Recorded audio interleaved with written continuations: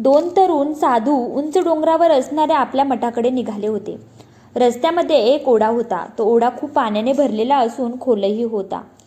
त्या ओढ्याच्या काठी एक तरुण युवती बसलेली होती.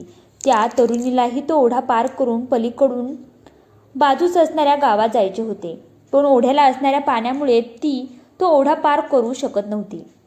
पावसाळ्याचे दिवस होते. पाऊस पडत होता. ओढा जोराने खळखळत वाहत होता. तरुणीला तर ओढा पार करून पलीकडे जाणे गरजेचे होते.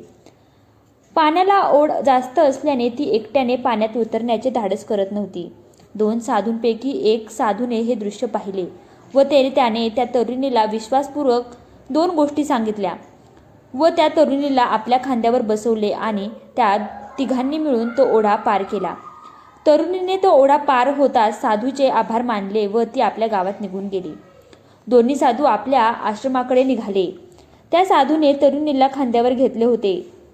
त्याच्याशी दुसरा साधू बराच वेळ काहीच बोलला नाही. खूप वेळ घुसत चालल्यावर त्या साधूने दुसऱ्या साधूच्या मनातील चलबिचल ओळखली व तो त्याला म्हणाला, मित्र, बरेच वेळ मी पाहतो आहे, पण तुला काहीतरी खुपते आहे, तेव्हा विनासंकोच तू मनातील गोष्ट मला सांग.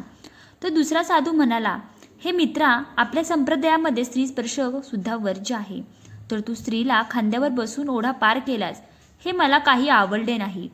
स्त्रीकडे बघणे, स्पर्श करणे हे महापाप तू केले आहेस, तेव्हा तू माझ्या मनातून उतरला आहेस. त्यावर तो मदत करणारा साधू म्हणाला, असं आहे तुझ्या नाराजीचं कारण, पण मित्रा, ती स्त्री जेव्हा माझ्या खांद्यावरून उतरली तेव्हाच मी तिला सोडले, मात्र तू अजूनही तिला मनात बागळून आहेस. मी तिला मदत करण्याच्या दृष्टीने स्पर्श केला, पण तू अजूनही मनातून तिला वारंवार स्पर्श करत आहेस. संन्यासाचा अर्थ कुणाचीही सेवा न करता अलिप्त राहणे असा न होता मनातील वासना आणि विकारांवर ताबा मिळवणे असा होतो. ज्यावेळी त्या स्त्रीला मी उचलून खांद्यावर घेतले तेव्हाही माझ्या मनात फक्त सेवेची भावना होती. मग ती स्त्री आहे का पुरुष याचा मी विचार केला नाही. मनातून सुद्धा विकार जर संपविता आले तरच साधूपण आले असे समजता येईल, आणि मग त्यासाठी संन्यास घेण्याचीही आवश्यकता नाही. गृहस्थ राहूनही जर विकारांवर नियंत्रण करता आले तर त्या व्यक्तीला साधूपण मिळेल. या गोष्टीचे तात्पर्य असे आहे की मनातून चांगले आचरण असल्यास बाहेरील आचरण हे चांगलेच होते.